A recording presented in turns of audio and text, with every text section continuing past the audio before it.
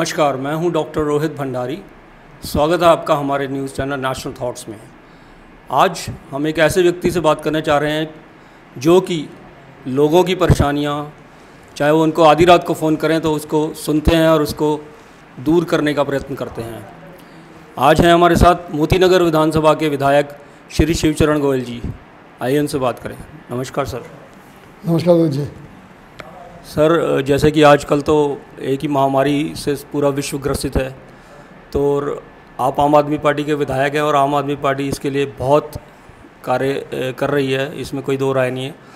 तो सर, आप अपनी विधानसभा में जो भी आपने कुछ कार्य किए उसको थोड़ा सा प्रकाश डाल दीजिए। पिछले 3 महीने से लॉकडाउन चल रहा है। अप्रोक्सीमेट 24 मार्च को डिक्लेयर किया था और 25 तारीख से लॉकडाउन शुरू हो गया। तो लॉकडाउन शुरू होते ही सबसे पहले जो समस्या क्षेत्र में जो खाने की थी उसके ऊपर बड़े व्यवस्थित ढंग से काम किया गया।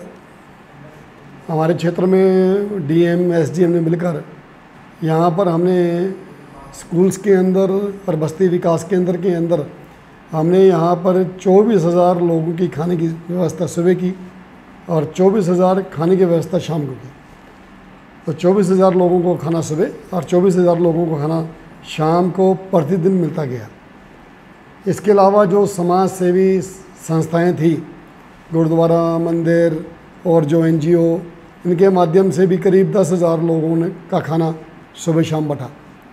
तो खाने की व्यवस्था करने के बाद फिर हमारे पास ई कूपन राशंस की व्यवस्था करने का प्रोग्राम था।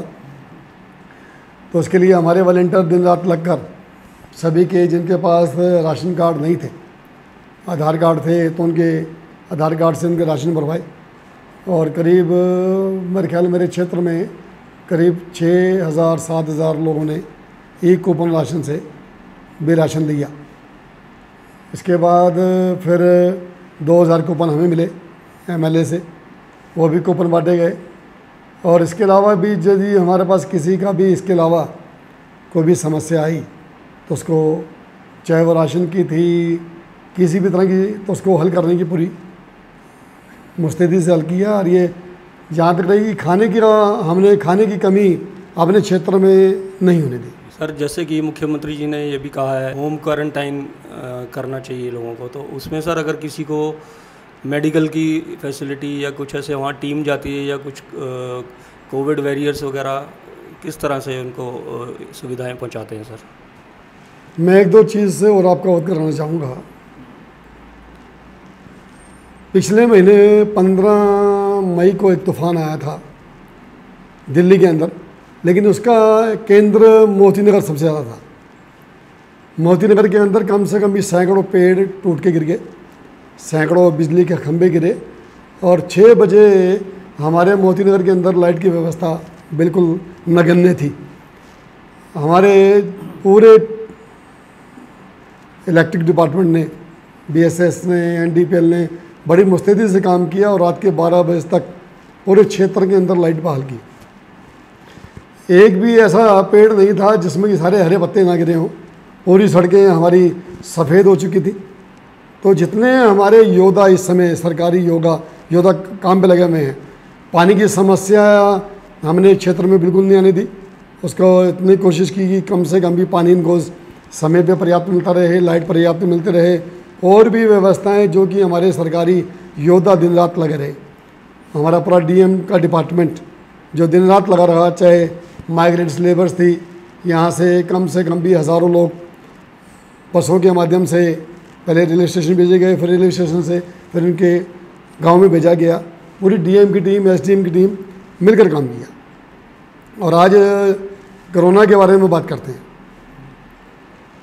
जितने मुस्तैदी से आज डीएम की और सीडीएमओ की टीम लगी हुई है, जैसे ही हमें पता लगता है कि ये पेशेंट कोविड है, उसकी रिपोर्ट हमारे पास एसडीएम के पास पहुंच जाती है, सीडीएमओ पे पहुंच जाती है, और जितनी भी लेबोरेटरीज हैं वो अपने आप ही ऑटोमेटिकली उन चीज़ों को आपस में शेयर हो जाती हैं। तो जैसे ही शेयर होती है, हमारी एसडीएम की टीम उसके ऊपर जाकर अपना स्टिकर लगाती है, उस पेशेंट से काउंसलिंग होती है उनसे पूरी बातचीत करने के बाद यदि वो पेशेंट को किसी भी तरह का माइल्ड सिम्टम है तो उसको होम क्वारंटाइन की सलाह दी जाती है, उससे बातचीत की जाती है। यदि पेशेंट तैयार होता है तो उसको हम होम क्वारंटाइन में लगातार उसे 5 दिन उसके पूरे टच में रहते हैं, और उसके बाद हम उसे अपने फ़ोन नंबर प्रोवाइड कर देते हैं कि यदि कोई भी दिक्कत है आप हमारे से जब मर्जी कंसल्ट करें। हम कम से कम भी उनसे दिन में 7-8 बार बात करते हैं लगातार 1 हफ्ता। और जिन पेशेंट को हॉस्पिटल में एडमिट होने की ज़रूरत पड़ती है तभी वो एम्बुलेंस हॉस्पिटल से यहाँ पहुँचती है, पेशेंट को लेती है और उसको हॉस्पिटल में एडमिट करवा दिया जाता है। सर, ये जो एक आचार्य भिक्षु अस्पताल है मोती नगर में, अगर मतलब आपने उसको ऐसा बना दिया कि लोग समझते हैं कि ये कोई प्राइवेट अस्पताल है या 5 स्टार होटल है, मतलब एक सरकारी अस्पताल को आपने इस तरह से उसमें जो भी किया है उसके बारे में थोड़ा सा बताएंगे सर। जब मैंने 2015 में इस हॉस्पिटल को मैं चेयरमैन बना, चेयरमैन बनने के बाद जब मैं फर्स्ट टाइम इस हॉस्पिटल में गया तो मुझे बताने में बड़ी शर्मिंदगी सी महसूस होती है, क्योंकि हॉस्पिटल मेरा है और मैं अपने हॉस्पिटल की बदनामी करूँ ठीक नहीं है। लेकिन उस समय ये हालात थे कि इसको शुरू कहाँ से करें, ख़त्म कहाँ से करें, ये एक बड़ा एक क्वेश्चन था। लेकिन 1 साल इसके पीछे लगकर 16 में काफ़ी हद तक के कंट्रोल में आ गया था। जब मैंने इसको चार्ज लिया था तब ये 100 बेड का हॉस्पिटल था, उसके बाद इसको 152 का किया गया, और अब जब ये डेंगू के पेशेंट्स वगैरह अगस्त के बाद जब पेशेंट बढ़ते हैं तो हम इसके अंदर 180-90 पेशेंट तक भी एडमिट कर लेते हैं। आज 2017 में इसको पूरे दिल्ली में नंबर 1 का कायाकल्प का अवार्ड मिला कि पूरे जितने भी हॉस्पिटल दिल्ली में सरकारी हैं उसके अंदर आचार्य भिक्षु नंबर 1 पर है। तो पूरी व्यवस्थाएं यहाँ पर एक टीम वर्क की तरह काम किया गया, और हर एक के अंदर एक विश्वास हुआ कि अब हमारी सुनवाई, चाहे वो डॉक्टर था, चाहे वो मेडिकल स्टाफ है, चाहे पेशेंट्स हैं, उनके अंदर एक हौसला आया कि अब हमारी सुनवाई भी होगी और काम भी होंगे। उसको देखते हुए क्या कोऑपरेशन मिला, और एक काम जब सब मिलकर टीम वर्क की तरह हुआ तो एक आज हॉस्पिटल आचार्य भिक्षु में आज यहाँ पर 500 किलोमीटर दूर से पेशेंट आता है। कई बार तो मैंने खुद भी पेशेंट से बात की, तो कोई पानीपत से, कोई वल्लभगढ़ से, दूर दूर से पेशेंट आते हैं, क्योंकि जो रिलेटिव यहाँ रहते हैं उनके वो साथ में ले आते हैं। और उसके बाद चाहे वो बिहार का पेशेंट आ रहा है, चाहे वो यूपी का आ रहा है, तो पेशेंट दूर दूर से आके अपना इलाज करवाते हैं और उन्हें अपना कॉन्फिडेंस लेवल है। एक बार तो मैं सतेंद्र जैन जी राउंड पे आए थे, हमारे मंत्री जी, तो उन्होंने एक पेशेंट से बात कर ली। उन्होंने कहा कि आप मुझे जानते हो? उस पेशेंट से उन्होंने कहा, तो पेशेंट ने कहा कि मैं जानता हूँ, कह रहा मेरा नाम बताओ।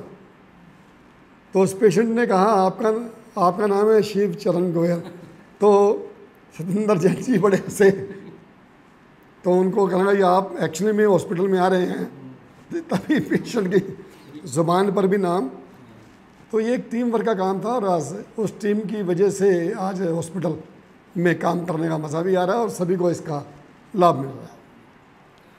सर, आप होम्योपैथिक बोर्ड से भी जुड़े हुए हैं, तो होम्योपैथी के बारे में भी आप कुछ विचार कर रहे होंगे। होम्योपैथिक बोर्ड्स के ऊपर पूरा काम चल रहा था और मैं मेंबर भी बना हाँ अभी लास्ट ईयर, तो उसके ऊपर काफ़ी काम करने थे। लेकिन बीच में ये कोरोना आने की वजह से तो कई चीज़ें डेफर हुई। जैसे ही कोरोना थोड़ा सा हल्का होगा, उसके ऊपर हमने जो भी यहाँ डॉक्टर्स निकलते हैं होम्योपैथिक में, उनकी संख्या हमने बढ़ानी है, सेंटर हमने बढ़ाने हैं, और इसको काफ़ी इजी कर देना है। कि हमारी कोशिश तो ये भी है कि हमें कोई एक छोटा सा कमरा होम्योपैथिक के लिए मोहल्ला क्लिनिक में मिल जाए। इस तरह की हमारी काफ़ी कोशिशें हैं, लेकिन अभी थोड़ी सी कोशिशों पे अंकुश लगा हुआ है, क्योंकि थोड़ा सा कोरोना आके हल्का हो जाएगा तो उसके ऊपर हम आगे बढ़कर कार्रवाई करेंगे।